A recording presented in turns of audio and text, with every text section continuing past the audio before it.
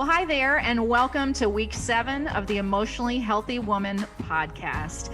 I am your co-host, Kathy Bruce, and this podcast features a series of my conversations with author Geri Scazzero based upon her book, The Emotionally Healthy Woman. And if you were here with us last week, you'll know that we talked about the idea of quit over functioning. And this week, we are diving into quit faulty thinking. So I would now like to introduce you to Geri Scazzero. Welcome, Geri, to the podcast today. I'm doing good, and I'm really looking forward to our conversation around quit faulty thinking. Life-changing, yeah. Me too. This is going to be a great conversation. And again, I always wish we had more than like a half hour. We could unpack this so deeply, but we're going to hit as many high points on this as we can and dig as deep as we can. Yeah, and that's why we have resources. We can refer people to resources and not leave them hanging. Absolutely. Well, we're going to jump right into it.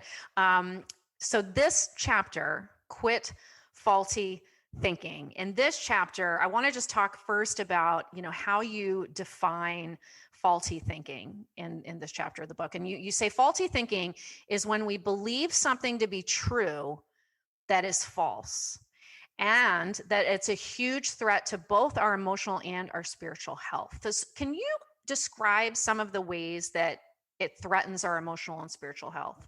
Oh, yes. Well, immediately I think about how it threatens our experience in life because of how we have faulty thinking, even about God. The assumptions that we make about God, especially around suffering. I think a lot of us get tripped up in our spiritual and emotional lives because we just don't think God will do certain things in our life. One of my most sobering quotes that I try to internalize, and I can't remember, it's by Meister Eckhart or one of those folks from the past who said, God will spare us nothing but sustain us in everything. And so this having wrong thinking about God is really threatening to a vital, authentic spiritual life, because a lot of people, when they do encounter suffering, and suffering certainly has a spectrum, but when it was serious suffering, it makes you question your assumptions about God. But in most cases, we have faulty assumptions about God. Where do you think that comes from? Like, does it come from several different places? I think it goes back to our lens from how we've grown up. So the family we grew up in, the culture we grew up in, the country we grow up in is how we internalize things and our lens for how we see life. And so we have a belief that we've internalized, I think, not just from our families, but from our culture. If we do this, we can count on this happening. If we just do the right thing, then I will have a good life. I have to put it in really, simple terms. And that just isn't the case. Terrible suffering happens. God, it's not, and it is redemptive, but we are all subject to really all kinds of suffering. But on the back of our mind, we don't believe that God would do that. So anyway, this is just, it's just one of the ways the assumptions about God are really, really, really huge. And we're really trying to challenge that in emotionally healthy discipleship, beginning with ourselves. Yeah, that's good. And I was just struck by thinking too, so much, we have so many different, denominations, different church backgrounds, so much, input that we get, if we've been in church for a number of years. And I know for me, one of the things that I realized when I got to seminary was how much kind of faulty thinking about God that I had been taught. Yes. Unfortunately. Yes. And when I got to seminary, I had to sort of look at it myself, right? Like I had adopted certain thoughts about God or things I assumed about God, like you said, and then realized once I got into the scripture myself that I had just sort of like taken what maybe a pastor had said or a leader had said as just truth. Right.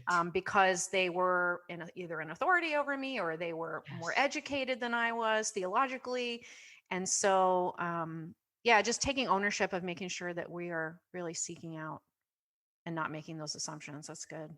And a lot, that's why I think scripture says, let not many of you become teachers, Mm.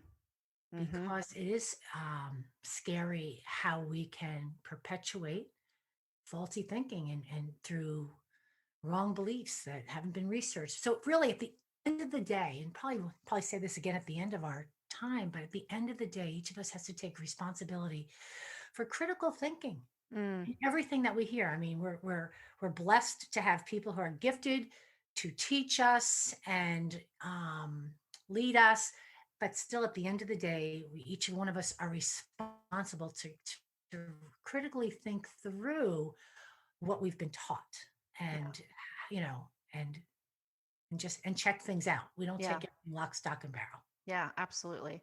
Well, one of the things you talk about in this chapter is like three different types of faulty thinking. Mhm, And I wanted to address this one, the all or nothing thinking, mhm. because I know this is something, when I read this, I was like, oh my gosh, this is so me. I have struggled with this my whole life. Just this temptation to think that everything is black and white, and to not see that maybe there's a third option in the situation. And then Right. when things go wrong, it can really seem like everything is sort of against you. And Yes. you do a really great job of citing Jacob's story in this chapter. And so I was just, in thinking of Jacob's struggle and my own struggle with this, why do you think people like me and even Jacob in the Old Testament struggle with this all or nothing thinking? Yeah, I mean, people probably tired of me going back to the family. No, but it's so important. Yeah, I mean, it is again where we were shaped in how to think and how to see the world. So, can you think, Kathy? Can you think of something that your mantra you heard growing up, that you just internalized as, oh, yeah, this is life. This, again, around those all or nothing. Oh, absolutely. I mean, I was taught, if you work hard enough at something, you will achieve it. Okay, yeah, right, That's just not right. really the case. No, no, no, it's not. As a matter of fact, your previous question about the threats, um, the threats to our emotional and spiritual life. We talked about God, assumptions about God are a huge threat to our spiritual. Our wrong assumptions about God are huge threats to our emotional and spiritual health, but so are our assumptions about ourselves. Mm, We can do anything. mm, One of my wrong assumptions about myself was that I was an extrovert, and it almost killed me. wow. Or that I was, yeah, I could do this because somebody told me I could. And it wasn't, but it really wasn't in my nature. So it Hmm. really, in the end, ended up hurting me. Mm. And then the assumptions we make about other people. So what a threat to relationships faulty thinking is. Yes, and that strikes me, because the other example I was thinking of with the all or nothing is that sometimes when I get into a conflict with someone, and I'm looking for a solution to it, that's where I only see black and white. Like I only see like there's either this option or that option. And I never, and my husband's so good about, when I bounce stuff off of him, he's like, Kathy, but there could be a third or a fourth option that you Wow. haven't thought about, but you're making an assumption that this Yes. conflict will only get resolved either this way or that way. And that way is usually a way that I don't want. Right. So it's like, it becomes very narrowing in terms of how to deal with conflict with other people. Absolutely. Great example. Because our family, we heard things growing up like, like there was a conflict. Maybe our parents had a conflict with someone. It could have been something with somebody in a store. It could have been with a relative, and they just write them off. Like, oh, I'm not going to have anything to do with them. And like, in other words, so you internalize this all, like you said, this all or nothing thinking that when you have difficulty with someone, you write them off. Mm. That's just the way you've kind of internalized that. Well, that Uh, was modeled for me as well yes. in my family of origin. Right. So, of course, a lot was caught Yeah. more than taught, but we did grow up with mantras, things like, all politicians are crooks, Mm. or the rich people are, all wealthy people are, or all these kind of people are. We take those kinds of all or not, or this person never. So again, you have to be careful. Words, all, never. I think about um, the all or nothing thinking, even around education. Uh, my child must get into this school, and if not, it's going to be a disaster. And that has caused so much suffering for families and for kids. So yes, this all or nothing thinking it's dangerous. My whole day doesn't have to be ruined by somebody who cut me off in traffic, or by a rude remark by a waitress. I can recover her. I can process it, and I can go on with my day. I like that word recovery, and sort of like that makes me think of like resilience, like the resilience to it, that you recover quicker, whereas, you let it, like you just said, bother you your whole day, or ruin your day. Right. And my temperament would be geared towards that. Like it would just, whether it was temperament or learned, but it would just affect me. And when I learned, like, no, okay, I can compartmentalize that. It happened. It was sad it happened, but it doesn't have to ruin my whole day. Can I ask you a quick question, like just in terms of gender? Sure. With that, like I've always thought that, or I've heard somewhere, probably was taught somewhere, that men do a better job compartmentalizing things than women sometimes. Like we tend to have women can tend to have be able to hold a lot of things at once. Is that faulty teaching? well, yeah, I guess I'm not quite understanding. So are you saying women are better at moving on? I'm just wondering if that's maybe why, as a female, I have a harder time letting things go, because I am holding on to things, and I'm not wired to compartmentalize. Oh, that's okay. So I misunderstood you. You're not wired to compartmentalize. Right. That hasn't been my experience, because I've seen and experienced so many uptight men, so to speak. Men who just, they're carrying not just something from the day, but they're carrying something for like 10 years. Do you know what I mean? So it hasn't been my experience that it's a gender. Okay. thing.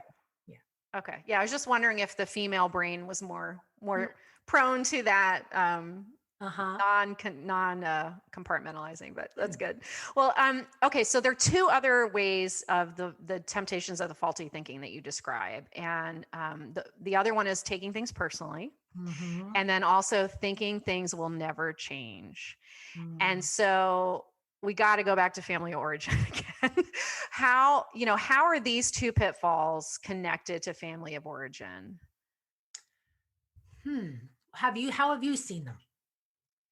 Well, I mean, I definitely, I was sharing earlier with you an example, like the taking things personally.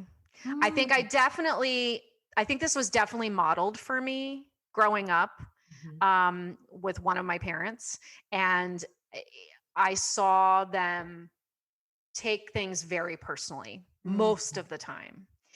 And so I think part of it was modeled to me. And then, I mean, I don't know, the example I was going to give, because now that I've done some work on myself, I'm not as prone to this temptation as much. And I was sharing with you, when you and I kind of first met, I had sent you an email a couple of years back about just connecting, and, would love to meet you in person, la, la, la.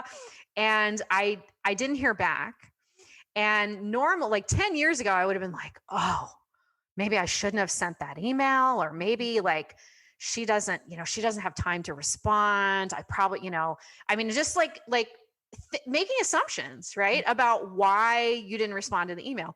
And then 3 months later, I see you in a stairwell. We're doing an EHS class, and you were like, Kathy, I just found this email in my spam folder from like a while ago. And Oh, I'm so sorry. You must have thought I didn't want to respond, and I genuinely could look you in the eye and say, no, actually, I didn't think that. But 10 years ago, I would have been like, oh, she doesn't want to talk to me. She doesn't have time for me. right, Just making right. up scripts in my head about you that were Yes, that would have been false. I know. I mean, taking things personally was definitely something I was doing most of my life pre EHD, but I was so unconscious of it. I was so unconscious of it. And so when I began to realize my reaction or my response when something would happen between me and another person or me and a group or whatever, not even just that, like you said, not getting a response to an email. Um, I began to really pay attention to my response and I realized, holy smokes, I am, when you're taking things personally, you're making assumptions. Mm-hmm. And so I was making assumptions all the time. Mm. And, just very simply, the assumptions we make around not getting a response to our text or not getting a response to our email, those are huge. And so you need to stop and think, what's the story you're telling yourself when someone doesn't return your email, Right. your phone call, your text? And when you begin to pay attention to that, you realize there's a lot of assumptions that you're making because there's 101 reasons why someone might not have returned your phone call, text, email, whatever. And so that's why it's so important. And we have the skills to learn how to stop mind reading and how to check out assumptions. So my life and my happiness quotient went up like 100% when I Mm. began to stop taking things personally. And I'm going to even take it a step more because you can make judgments about people when they do something or not do something, and you can take it personally. You didn't get in. You heard a bunch of people went out to lunch and you weren't invited, or there was an event and you weren't invited, or there was a program you weren't invited to be part, whatever. But you weren't included, and then you find out, oh, there was really good reason why you were included. Mm. Even if there isn't good reason, people have their own. They have a right. They have a right, and they're not bad if they don't want to include you. Mm. That's even, taking it to further maturity. Sometimes we say, Yeah. oh, okay, I understand why you didn't include me, but sometimes they're just allowed to. Now it may hurt me, but they're not bad. Right. And maybe there's some growth there for me,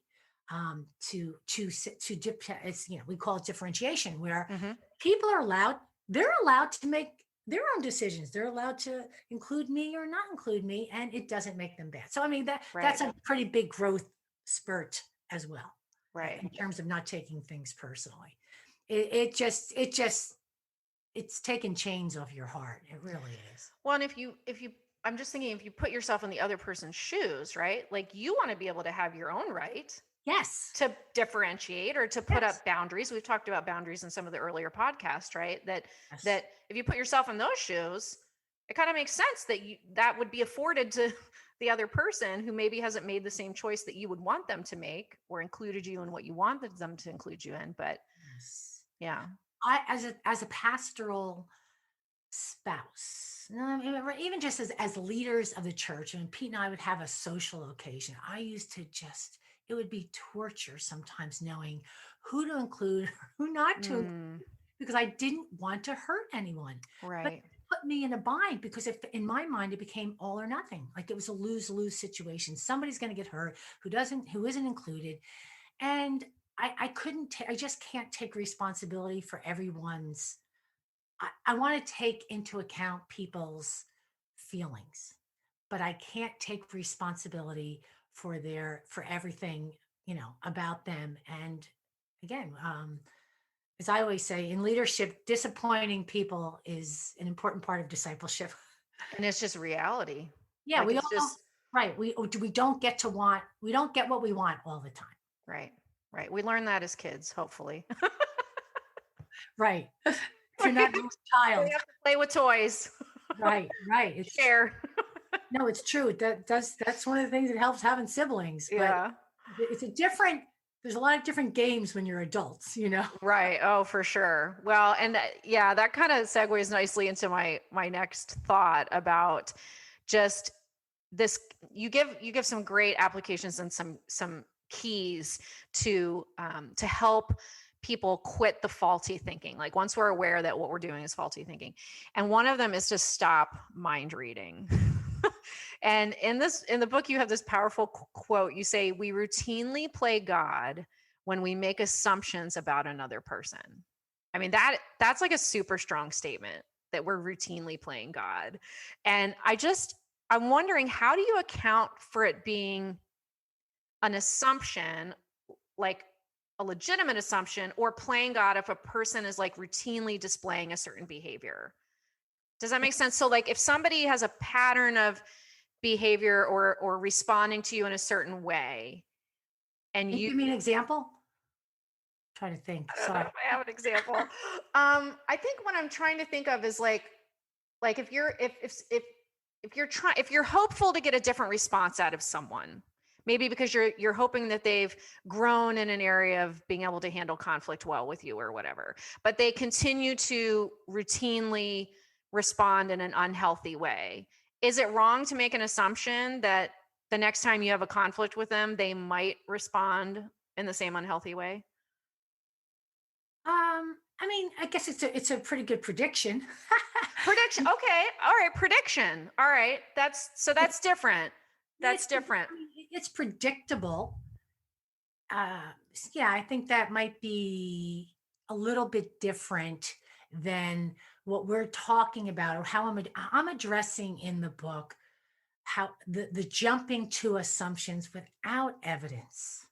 I mean, Without evidence. without evidence. See, I mean, that can certainly happen. What you're talking about, we can make assumptions about people, even though we've seen it happen predictably. Mm-hmm. And yet people can change, right? People can Mm-hmm. change, but predictions are also helpful, knowing Yeah. what to kind of expect, so to speak. There's evidence, but I'm really trying to address, because the problem to the 100th degree is the assumption that the way that we live and work and think as human beings and as followers of Christ, that we just make assumptions. We have never even checked them out. Mm. And we tell ourselves stories that we have never checked out. We just assume that someone didn't show up for an appointment with me. I interpret that, and we usually interpret negatively. Mm-hmm. And so then I tell myself a story, and now I've got a story about that person that is now the truth. No, it doesn't. No, it's my truth, but it doesn't mean it's the truth. But in my mind, it's the truth.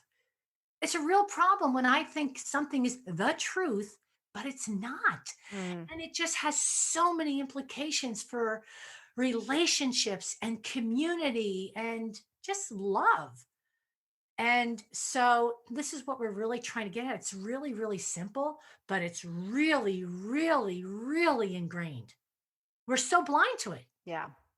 And so, but it's not that hard to change if again, the skills. I want to get to the skills, because you do need skills to learn how to check out assumptions, how to clarify expectations, and how to stop mind reading.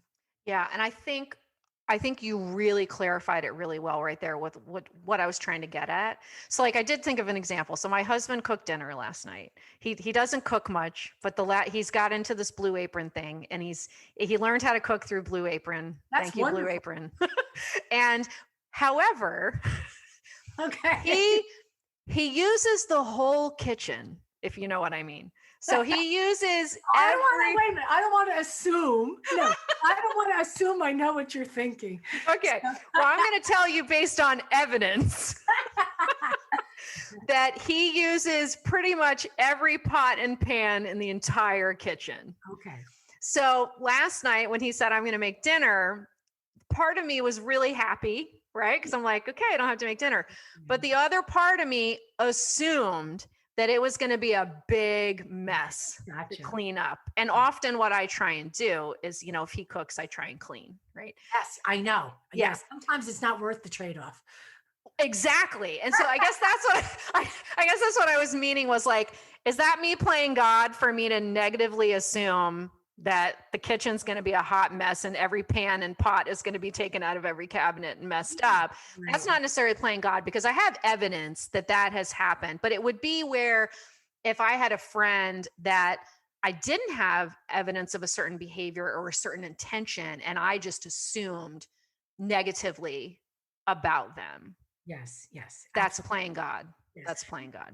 I want to talk about playing God here for a moment, because it's a really important aspect for people to hear, and that is people. So many well-meaning people are trying to follow Christ with all their heart, mind, soul, and strength, and yet they don't realize how insidious faulty thinking is, how insidious making assumptions, how insidious unrealistic expectations are, or how insidious mind reading is. Because when you do that, and you're now making interpretations that are not true, and now your behavior is going to reflect that in how you treat those people, then you are not, when you are living in a way that you think is reality and you think is truth, but it's not, you are not in spirituality.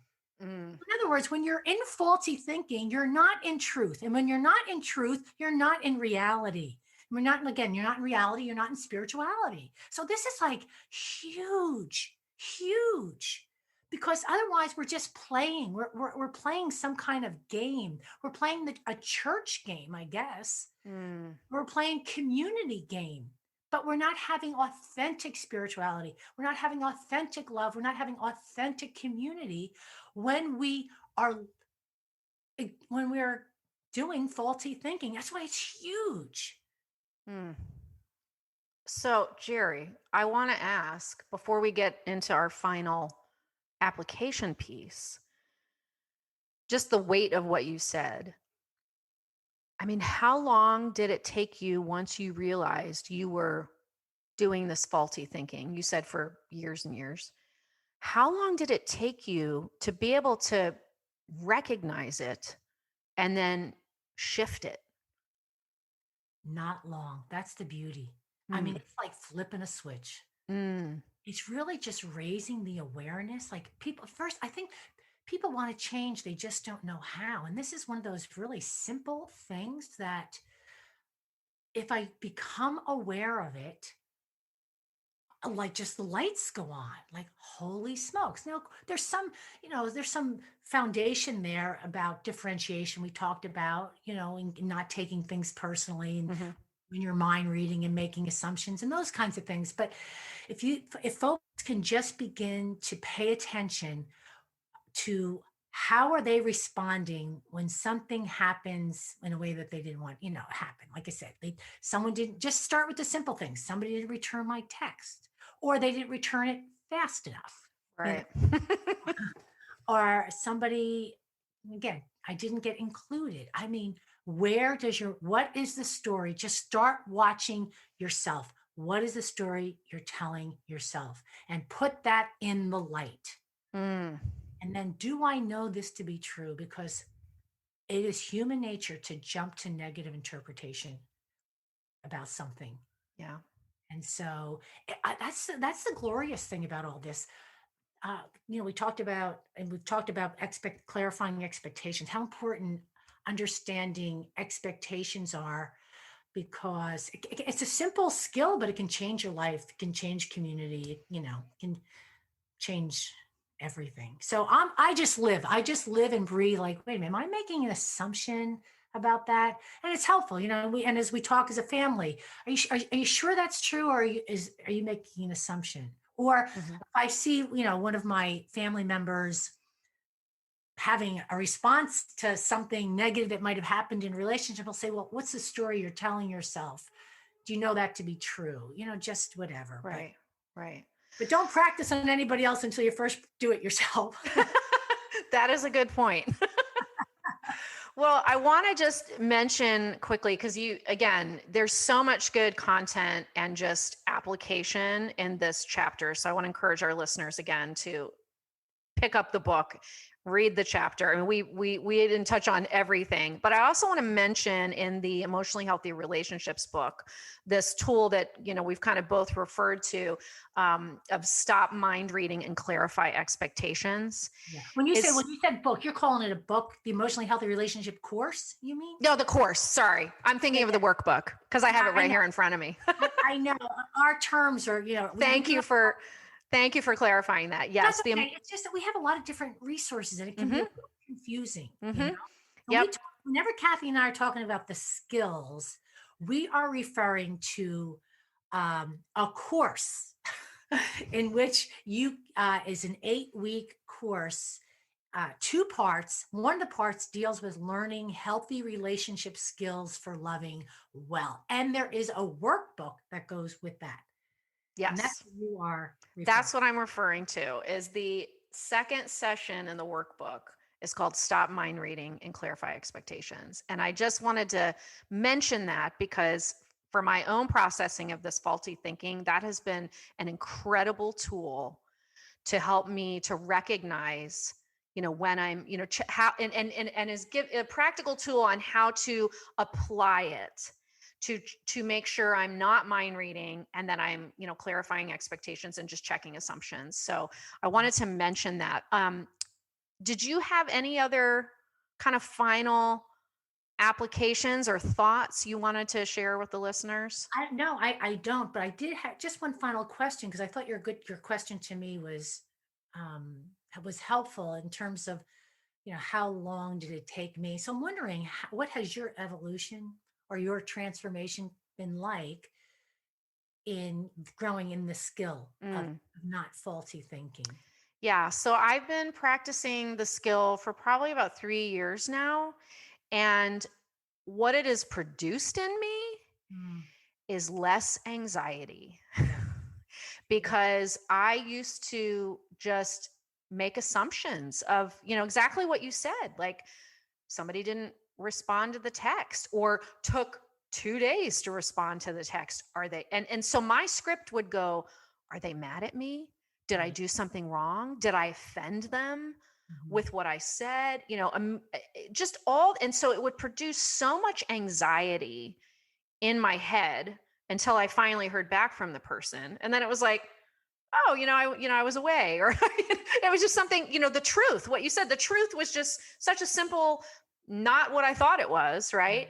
But it never occurred to me, those other things. So I think what it has done is not only lessen my anxiety, but it's allowed me to hold more space for the why of, again, going back to the all or nothing. It's not just, oh, maybe they're offended by me or maybe I upset them. It's no, there could be 20 other reasons why they didn't respond to me in the time that I thought they would respond to me.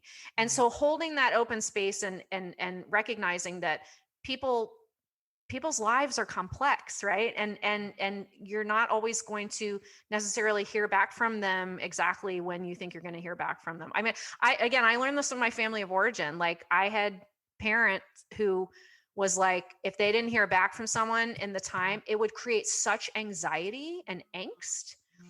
And I'm so thankful that I started practicing this and checking my own scripts in my head of what I would tell myself, because I'm so much less anxious now.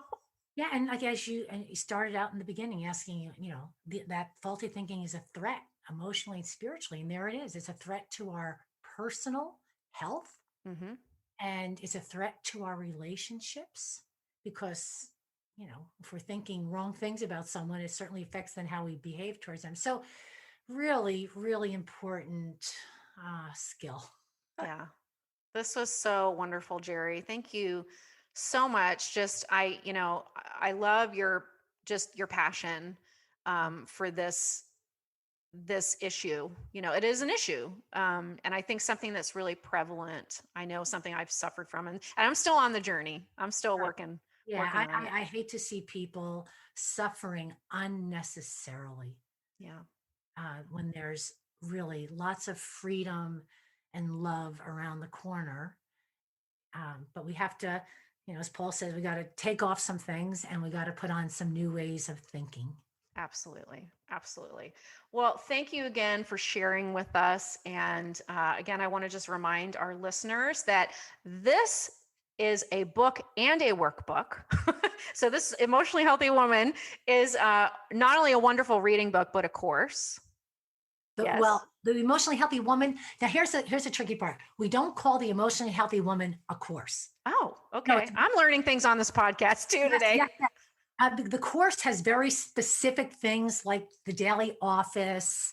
It's led by a point person. We encourage training, but we do encourage people to do the Woman in a small group. Do it as a small group study, as a small group Bible study, book study. And there is a book and a workbook and a DVD, but we don't call it a course. The course has different characteristics. Yes. Yes.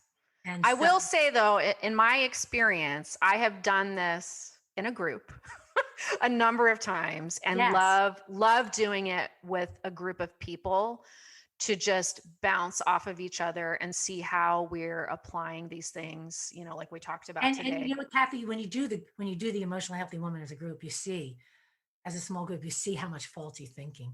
A lot of our faulty thinking comes out, as you go through the book. And it's just really, really helpful. Yeah. Well, wonderful. Thank you again so much. And next time, we're going to be back with session 8, which is quit living someone else's life. Wow. So excited to be with you again for the next podcast. Thank you, Geri. Thank you.